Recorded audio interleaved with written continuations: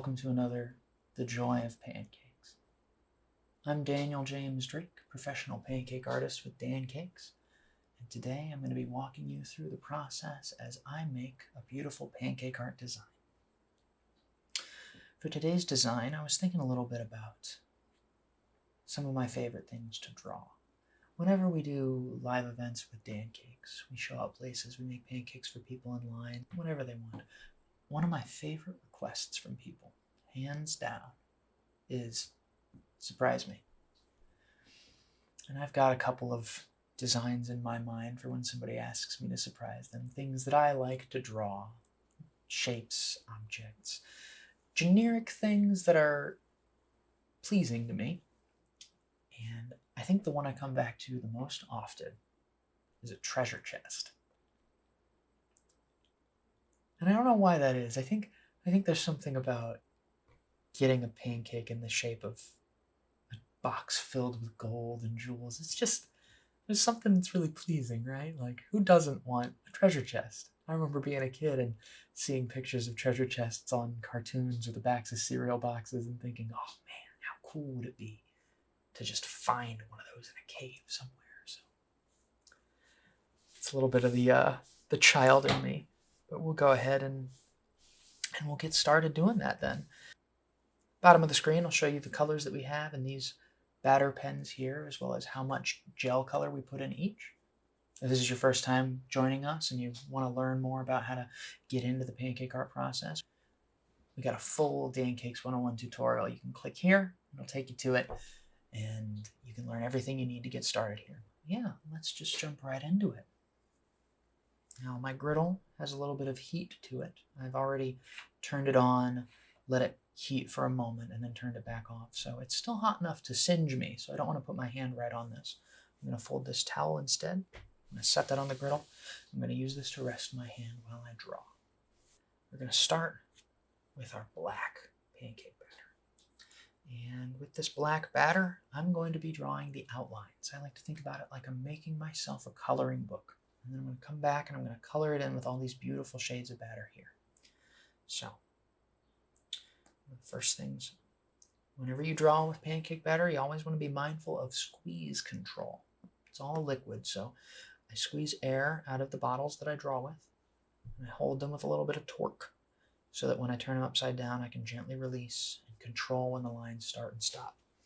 As your squeeze control gets better, your pancake art gets better. You can draw a prettier line. No matter how your pancakes at home look, they're going to taste just as good as the pancakes I make here in the studio. So don't be afraid to try and don't be afraid to mess up. Mistakes are delicious. Well, I'm going to start on the bottom, the chest part. And we'll come over here to the edge. Do a little line.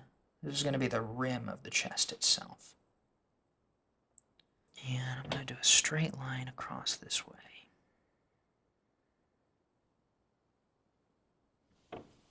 One of the things that makes your art a little bit better. There's all kinds of different things you can do to make your art better.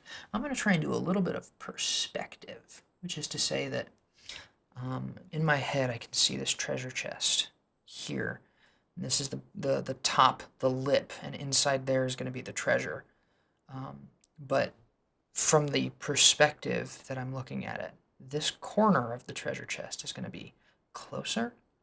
So I'm going to sort of widen these lines as they get closer to that corner.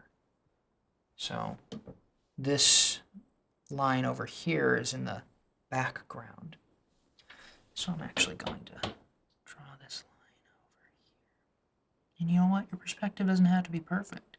You don't even have to try and do perspective if you don't want to. A lot of times, even if it's not perfect, just trying it can make your stuff look better. I'm going to do another line here to sort of illustrate the lip.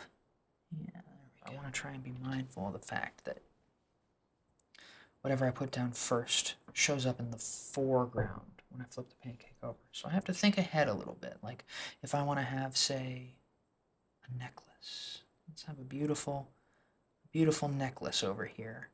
If I want that to look like it's spilling out over the edge of the treasure chest, then I need to draw it first and then draw the treasure chest behind it so that it shows up in the foreground when I flip the pancake over.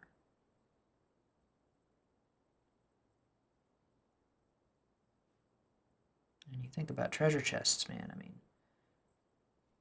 those real treasure chests, they got so much gold and doubloons and gemstones. There's all kinds of stuff in them. In fact, I'm going to take my finger, I'm going to erase right there. No mistake. We'll just tuck that in our little drawer over here. So that I can draw, let's do a little medallion. Let's do a little pendant over here. On the edge of a pendant. Yeah, why not? Doesn't have to be perfect. Nothing ever is. Do a little keyhole.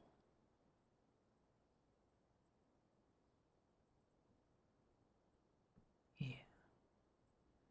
I might outline that. It's the lock.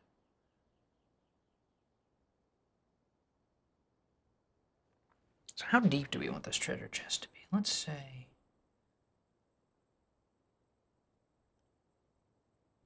I think that's about good.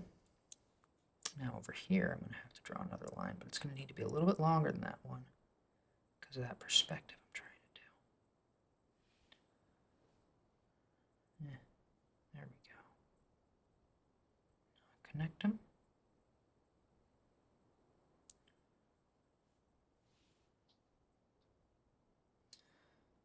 Now the way treasure chests are built.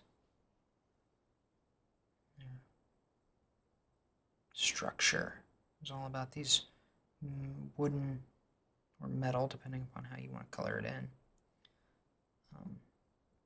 Struts make a box, so I always double those over. Yeah.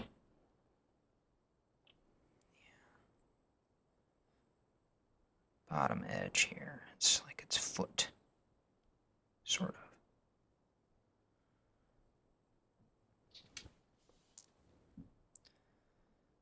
Okay, let's go past that necklace. A little bit of perspective again.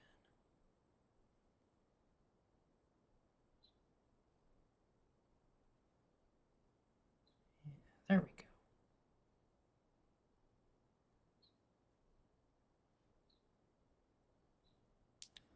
That's a very nice bottom half of a treasure chest.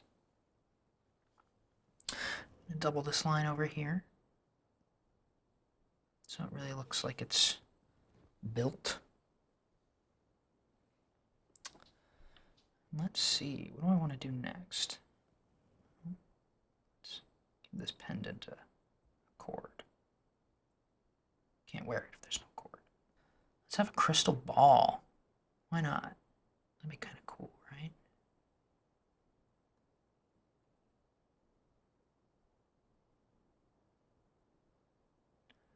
There's going to be a lot of coins in there, too.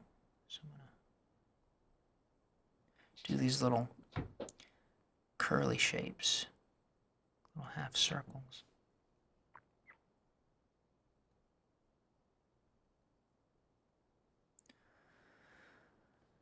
Maybe a nice big cut ruby.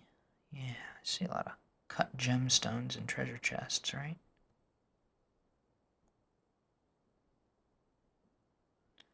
Little lines there. We're going to take our time. We're gonna get a lot of detail here.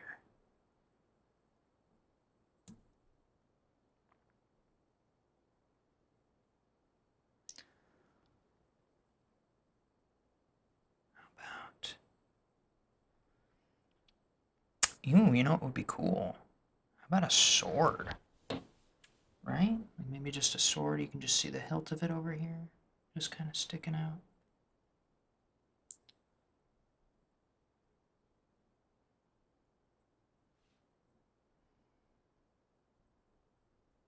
It's kind of cool. And also, since that sword hilt is so tall, that gives us a good reference for how wide we're going to have this treasure chest be open. got some round gems.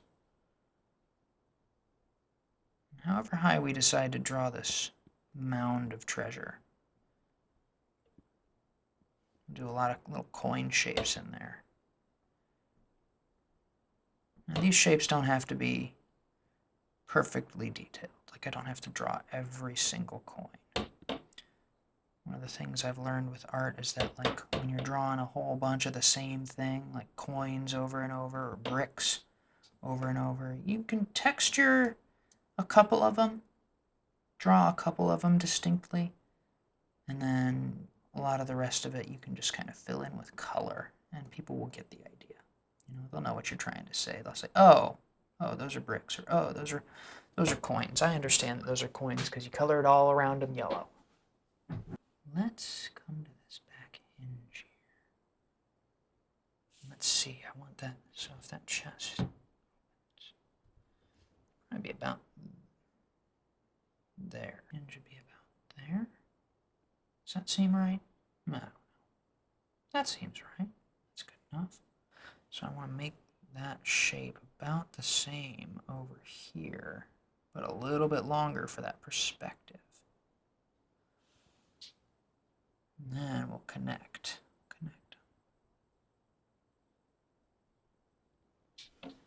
Yeah, that's satisfying. I like that a lot. Okay. Double that line there. Double that line there. Just the lip. And let me think. We are going to have double that as well. Not sure what the word is for those, but struts, something like that.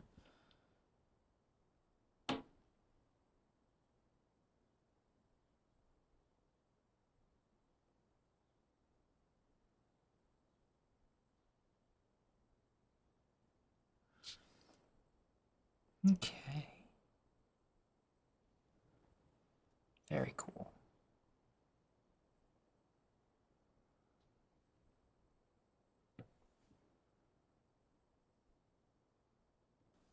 I'm going to say that most of this treasure chest is going to be wood.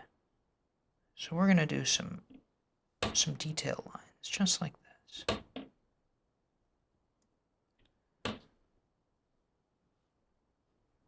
Nothing too particular. I'm going to try and keep them all in the same kind of angle. But this is just going to be like the wood grain. And then we'll come over here and we'll do some going the other way over here. Same idea, same concept. And I'm going to do that up here too, on this side.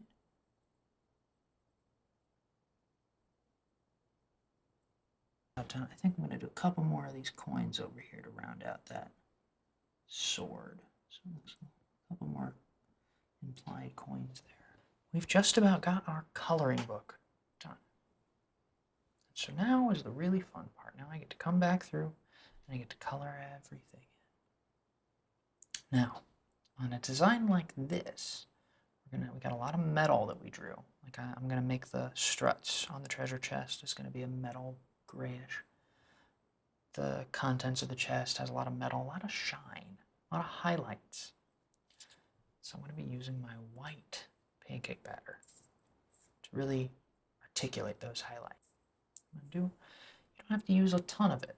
You just kind of find spots where you can really make it count. Where's the light going to hit these things? So here's the crystal ball. It's going to have a glint on it. Nice little highlights there. The sword will have a glint on the edge, of course.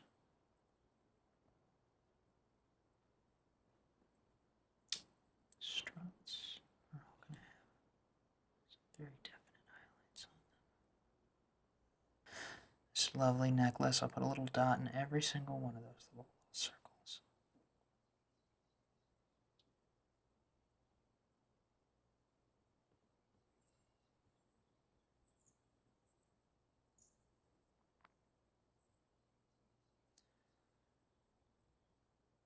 It's going to be a very shiny little hoard, very shiny hoard of treasure.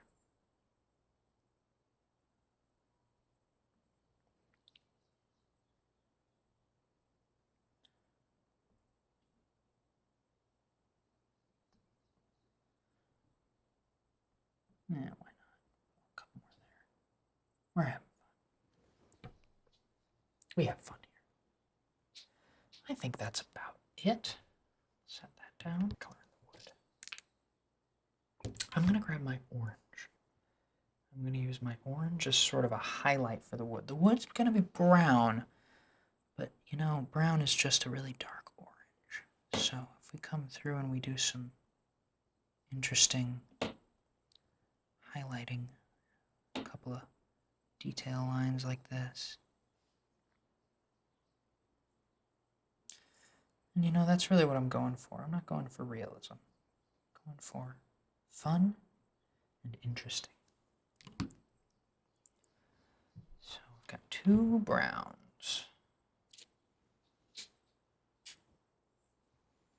I've got a darker brown and I've got a tan. I think I'll use the darker brown under the lips, places where I think it might be sensible to have darker browns. Now, under the lid, I think I might do almost the whole thing in brown. Actually, what if we did some black? Just kind of fill in, especially here towards the side where it's going to be darkest.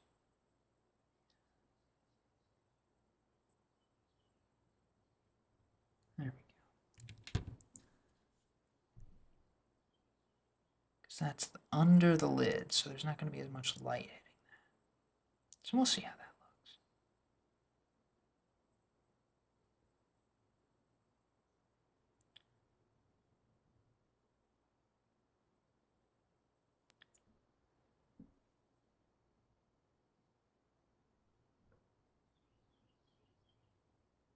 And the rest of this wood I'm going to fill in with my tan.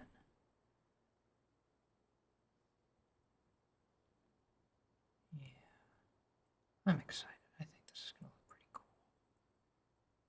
I can already tell it's going to look pretty cool. Okay, so what do I want to do next? Next, I think I want to color in the metal. So we're going to use, there's going to be three colors we use for the metal. We've already given it the highlights, but we're going to use the gray, the indigo, and the blue that we have to give it a little bit more character. Use those blues, especially over by the highlights. Almost like another shade of highlight. I'm just going to use the gray to shade it.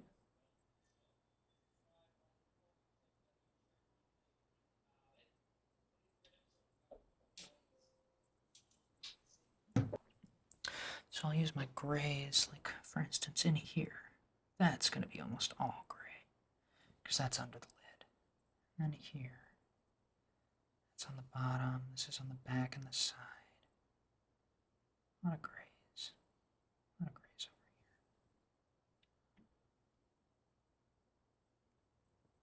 here. Okay, so we've done a little bit of blue. And I might want to come back over here and do a little bit more blue right there. Yeah, I like that. And now, the rest of these I'm going to fill in with indigo.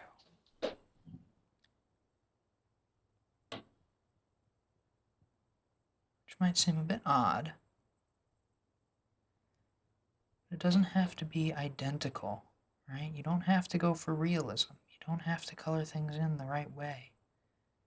A lot of times, when you mix a bunch of colors into the same space, like if I use a bunch of grays and whites next to a indigo and a blue, a person's brain will actually decide that they're looking at sort of a cool gray instead of something blue. It's very fascinating. So we'll see how this ends up looking. Okay. All right. coming together. Coming together. Now it's time to go back and color in some of these treasures. First off, I'm going to take a little bit of the indigo and shade this. I think I've decided that that gem right there is going to be an emerald. And that indigo gives it a nice little cool shade. I think that this crystal ball will have a purple, maybe some pink swirls in it. Why not? And I think I kind of drew the base there, so we'll give that a little dark brown on the base. Cool. Let's keep the purple and the red going, and I'll put a dot in every one of those little circles for that necklace of red. And I'll fill the rest of those little dots in with purple. Why not?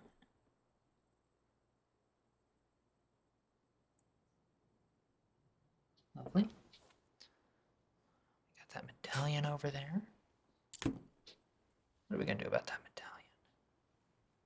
Well, first off, I know I wanted some of these shapes to be like sapphires. So we got some sapphires there. We got some ruby shapes here. Lots of colors. Now, well, I'm going to use my orange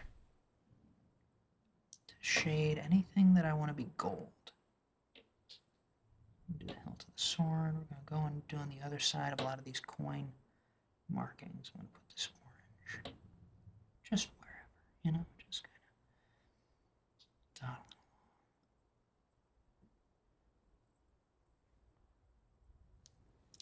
along. In all those places, we get to fill the rest of that in with gold. Nice gold and yellow. Go over it and go crazy.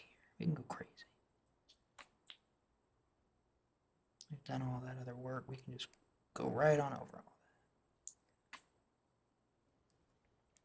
that. I'm pretty excited about this one. I'm going to go ahead and color in the rest of that sword with the dark gray. That's fine. Okay, what I'm going to do. I'm going to come to the edges here. I'm going to do a couple squiggly lines.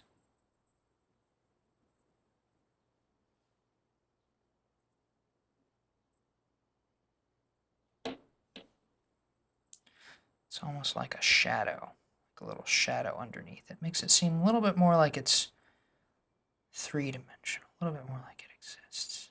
Just some squiggly lines. Just some squiggly lines right around the edge. There at the bottom, there around the lip. I'm going to stop it there. I'm going to stop it there. And then I've basically got the whole thing drawn. So now I'm going to take the cap off of my fill bottle. And we are going to fill all around the outline. We're going to border this. And what that border is going to do is it's going to hold the pancake together a little bit more. It's going to give it a little bit more body. It's going to make it so that things like the sword I've drawn here that aren't really connected much to everything else don't flake off. It'll hold them together. And it'll give the pancake a bit of a background so it shows up a little bit more. So we're going to border the whole thing. This plain batter.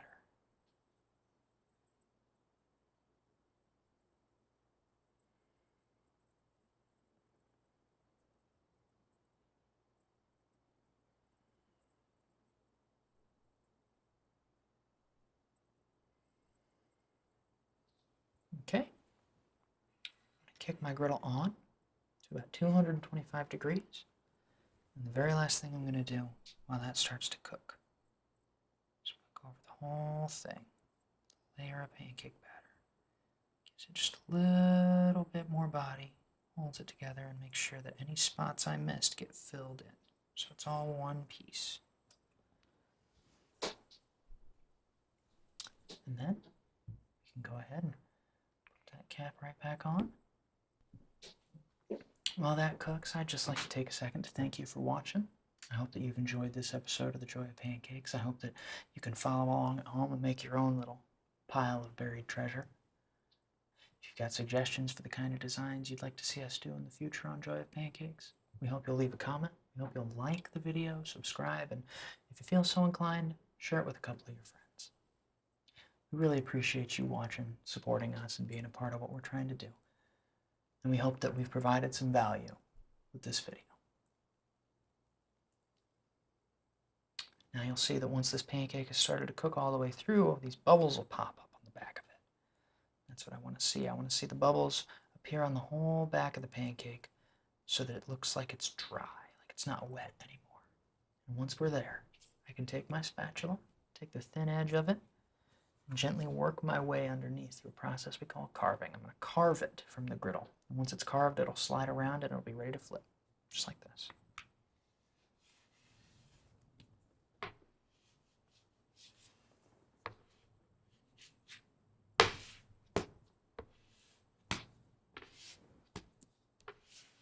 There we go, worked our way around, sliding around just like that. Once your pancake's carved, you can turn your griddle off. It doesn't need to be hot any longer.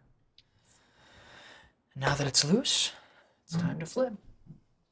All right, here we go, folks, on 3. 1, 2, 3. Now, isn't that lovely? I'm pretty happy with it. You can really see what I'm talking about with the blues and the grays and how it all kind of works. And if you do yourself a good coloring book, it really works. I'm really happy with that. I love my job. All right, I'm gonna go grab myself a plate. Here we go. Just like that.